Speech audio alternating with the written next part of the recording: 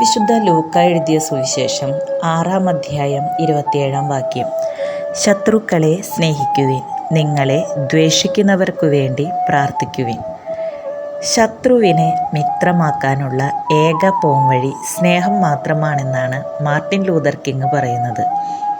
ശത്രുക്കൾ തൻ ഗൃഹേ വന്നാൽ വഴിപോൽ സൽക്കരിക്കണം, മുറിക്കുന്നവനും വൃക്ഷം തണലേകുന്നില്ലയോ. KC കേശവപിള്ളയുടെ വാക്കുകളാണ്. ക്ഷമിക്കുക, ശത്രുക്കളെ സ്നേഹിക്കുക, ഈ വിഷയം കാണുമ്പോൾ തന്നെ പതുക്കെ പിന്മാറാൻ നോക്കുന്നവരാണ് നമ്മളിൽ പലരും. നിങ്ങൾക്ക് പറയാൻ എളുപ്പമാണ്, അനുഭവിച്ചു തീർത്തത് ഞങ്ങളാണ്, വേറെ എന്തു വേണമെങ്കിലും പറഞ്ഞോളൂ. ഇതാണ് നമ്മുടെ പഴമൊഴി. ഒരിക്കൽ ഭക്തിയോടെ കുർബാന കഴിഞ്ഞു വരുന്ന ഒരു അമ്മച്ചിയെ കണ്ടുമുട്ടി. അമ്മച്ചി സുഖമല്ലേ? മറുപടിക്കൊരു കനം. അല്ല, എന്താ അമ്മച്ചി പറ്റിയത്? എന്താ പറ്റിയതെന്നല്ലേ? തലേ ദിവസത്തെ അമ്മായിയമ്മ മരുമകൾ പോര് കഴിഞ്ഞ ക്ഷീണത്തിലാണ് അമ്മച്ചി എന്ന് മനസ്സിലായി. എവിടെ നിന്നോ വീണ് കിട്ടിയ ധൈര്യത്തിൽ അമ്മച്ചി ഒരു ഝാൻസി റാണിയായി പോയി.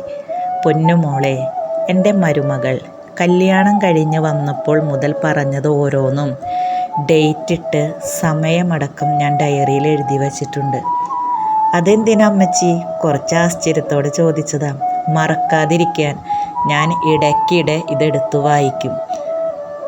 അത് കേട്ടപ്പോൾ ഒരു പുഞ്ചിരി വന്നെങ്കിലും നമ്മളും യഥാർത്ഥത്തിൽ അങ്ങനെ തന്നെയാണോ? ഒരു വിഷമമോ ഒരു ചെറിയ വഴക്കോ കഴിഞ്ഞാൽ ഒരു ഡയറി തന്നെയല്ലേ നമ്മുടെ ഓർമ്മകളും.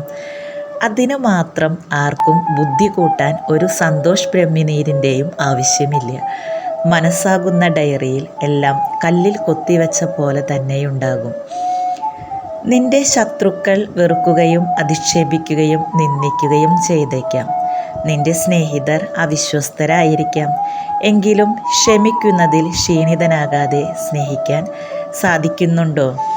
ചിരിക്കുക ആത്മാർത്ഥമായി, കരയുക ആരും കാണാതെ, സ്നേഹിക്കുക ഒന്നും ആഗ്രഹിക്കാതെ, ക്ഷമിക്കുക ജീവിതാവസാനം വരെ, തോൽക്കുക സ്നേഹത്തിന് മുന്നിൽ മാത്രം. ഒരിക്കൽ 2 കൂട്ടുകാർ ഒരു മരുഭൂമിയിലൂടെ സഞ്ചരിക്കുകയായിരുന്നു. ഒരു തർക്കമുണ്ടായപ്പോൾ ഒരു കൂട്ടുകാരൻ മറ്റേ കൂട്ടുകാരനെ തല്ലി. അടികൊണ്ട കൂട്ടുകാരനെ നല്ല വേദനയായി. അടികൊണ്ട കൂട്ടുകാരൻ മണലിലെഴുതി, ഇന്നെൻ്റെ പ്രിയ കൂട്ടുകാരൻ എൻ്റെ മുഖത്തടിച്ചു. അങ്ങനെ അവർ വീണ്ടും യാത്ര തുടർന്നു. യാത്രക്കിടയിൽ അവർ ഒരു മരുപ്പച്ച കണ്ടെത്തി.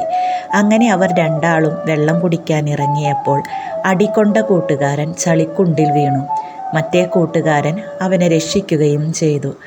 ചളിക്കുണ്ടിൽ നിന്ന് വീണ ഷോക്കിൽ നിന്ന് മുക്തി നേടിയ കൂട്ടുകാരൻ ഒരു കല്ലിലെഴുതി, എൻ്റെ പ്രിയ കൂട്ടുകാരൻ എന്നെ രക്ഷിച്ചു. ഇത് കണ്ട കൂട്ടുകാരൻ ചോദിച്ചു, അടി കിട്ടിയപ്പോൾ നീ അത് മണലിൽ എഴുതി, രക്ഷിച്ചപ്പോൾ കല്ലിലും എഴുതി, എന്താണിങ്ങനെ?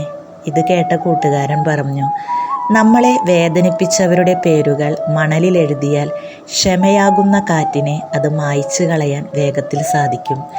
എന്നാൽ കല്ലിൽ കൊത്തിയതുപോലെ ഇരിക്കേണ്ടത് ഓരോരുത്തരും ചെയ്ത നന്മകളാണെന്ന്. അതിനാൽ നമ്മളും മനസ്സിൽ സൂക്ഷിച്ച ഡയറിയെ ഒന്നെടുക്കാം.